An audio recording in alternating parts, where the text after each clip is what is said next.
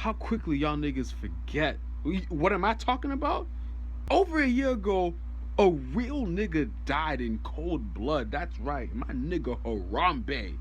Y'all was saying dicks out to Harambe then. Y'all saying that shit now? Nah, but I will never forget. I got the fucking hat, my nigga. R.I.P. my nigga Harambe. Facts. That's the realest nigga to ever live. Anyways, this is Masters115525, and I'm here doing another video. This time, I'm doing something a little different, and this is my review for Spider-Man Homecoming, which came out on Friday. And guess what? A real nigga watched that shit on Friday, because real niggas watch movies on the first night, or we just kind of wait till Tuesday when movies are kind of half off, and then, we kind of, finesse the system a little bit, or we going for free. Let me stop there. Let me stop. But anyways, I came into this movie having very, very low expectations. And, because I saw the trailers, I was like, yeah, that looks cool. And then there was the whole debate with, Zendaya being MJ. And I'm like, who gives a fuck? I don't care. Is the movie going to be good? Is she going to be interesting? Because that's all that really matters. But I got to say, although I had low expectations, I'd say it kind of exceeded my expectations. Was it great? No. Did it suck? Of course not. But here's what I'll do for my movie review. I'm going to list two things. Very simple. I'm going to list the things that I liked and the things that I didn't really give a fuck about. I felt that, we could have done without. So, anyways, I'll start. So here's the things I loved about this movie. The pacing. The pacing was amazing for this movie. Well, I won't say amazing, it was good. Because this movie strayed away from your typical origin story. Because I was kind of afraid of that. Because we've had, ever since the first Spider-Man, we all know the story of Spider-Man. Gets bitten by a spider, lets go of his killer, Uncle Ben dies, tragedy, realizes that with great power comes great responsibility.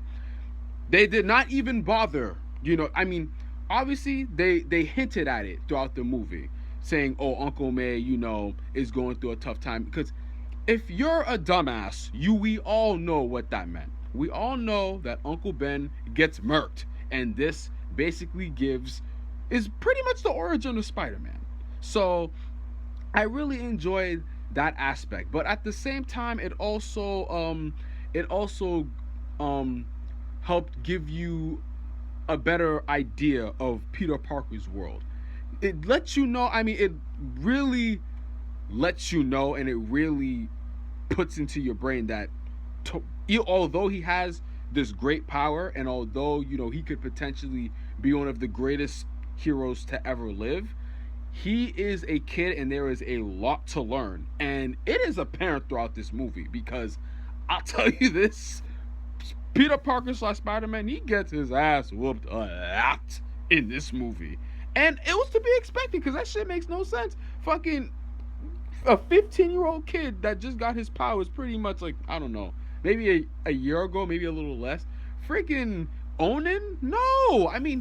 Don't, mind you, Spider-Man has his moments. He does, but you gotta remember, he's young. He's still learning on the job. It's not gonna be perfect the first time. And it made sense to me. I really enjoyed that aspect of it. So and another thing that I really loved was Tony Stark, aka Iron Man, being his mentor. And at first I was a little iffy on that, because we all know the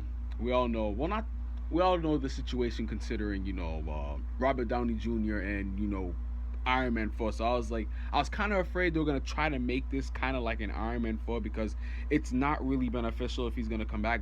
And I was very skeptical on him being Spider-Man's mentor, because I'm like, yeah, although he's a hero, I don't know if he can relate to Spider-Man entirely, because he doesn't really have powers. And Iron Man's personality and Spider-Man's personality is kind of, to me, it's yin and yang, because he's an alcoholic, he's a party boy, he's a millionaire.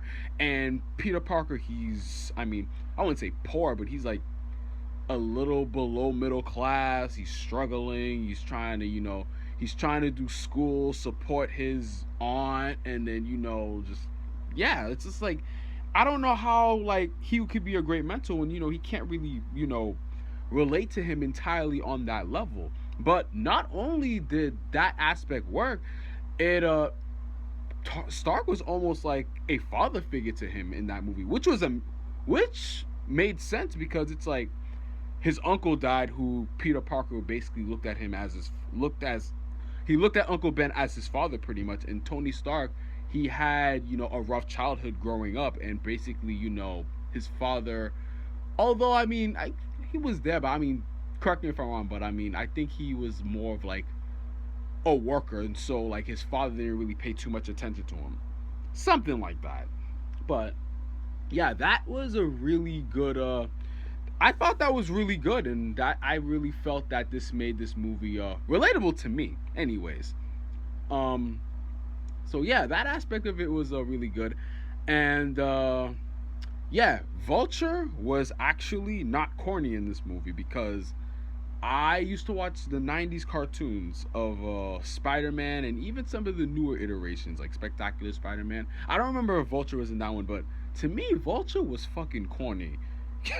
He was a corny villain, and Michael Keaton did a great job. Now, Michael Keaton, aka Batman, to me, but his Michael Keaton to me, he either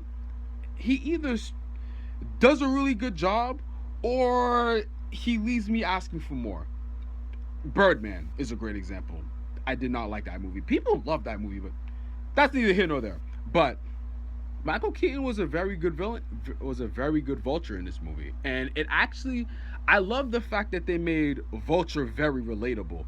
And what I mean by that is in the beginning, um, he basically gets laid off because I believe it's after the events of Avengers 2, where Ultron, he wrecks shit, and then Michael Keaton gets called to fix the towers, but then they're like, nah, G, like we like some government shit, like whatever. Like they come and take over, and they're like, no, we're taking the fuck over. You can fucking go home, and like I don't know how you gonna make this money, but you better figure it out. And then Keaton, he gets one of the items that I guess is supposed to be like government certified. They're supposed to turn it in. They're like, nah, G, we are going to sell these in the black market, and that's how he makes his money. And he's the villain. So that's understandable to me because I'm like, you lay a nigga off, like, fuck you expect me to do? Like, I'm a hustle. Like, I'm not gonna hustle because I ain't built like that, nigga. Like, shit. Fucking nigga puppies. Nigga step on my toenails. I will be the man. Let me tell you this, my niggas. A nigga tell me I'm getting life, I'm snitching on everybody. That's facts. I don't give a fuck. A nigga ain't built like that. I'm sorry, bro. I may dress like I'm built like that, but nah, I ain't built like that. That's neither here nor there. But yeah, Keaton's like, yo, I'm a hustle. I'm gonna make this money, and I couldn't blame him. I'm like, hey, you better support your family and shit.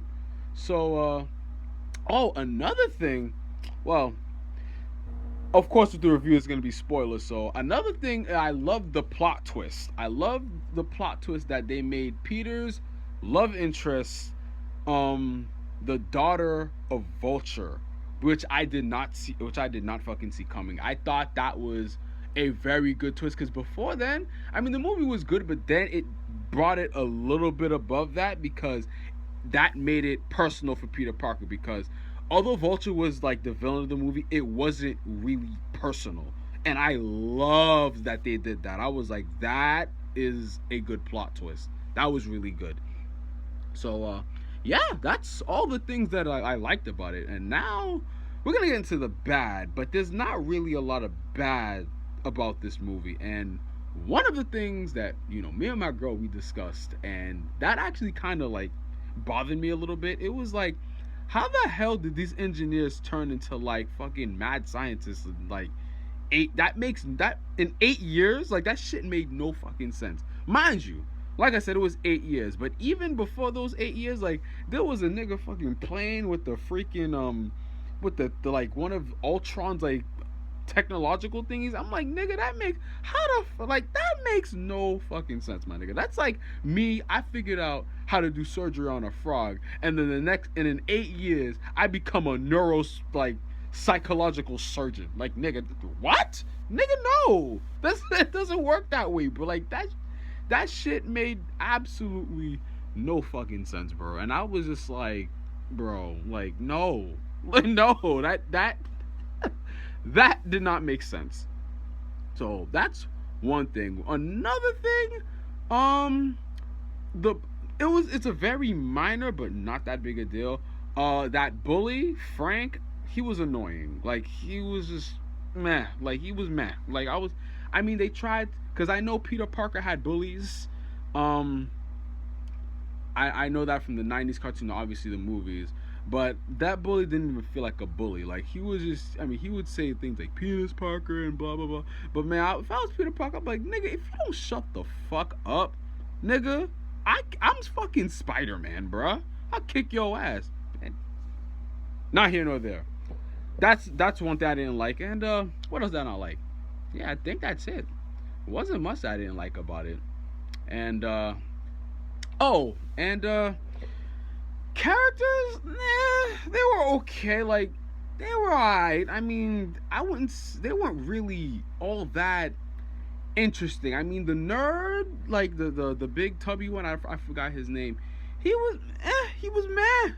Like, the characters, they didn't really grab me like that. Like, it was like, I really felt like this movie, like, for the most part, the most interesting characters were Tony Stark, Spider-Man, Vulture, and that's about it. Like, that was really it.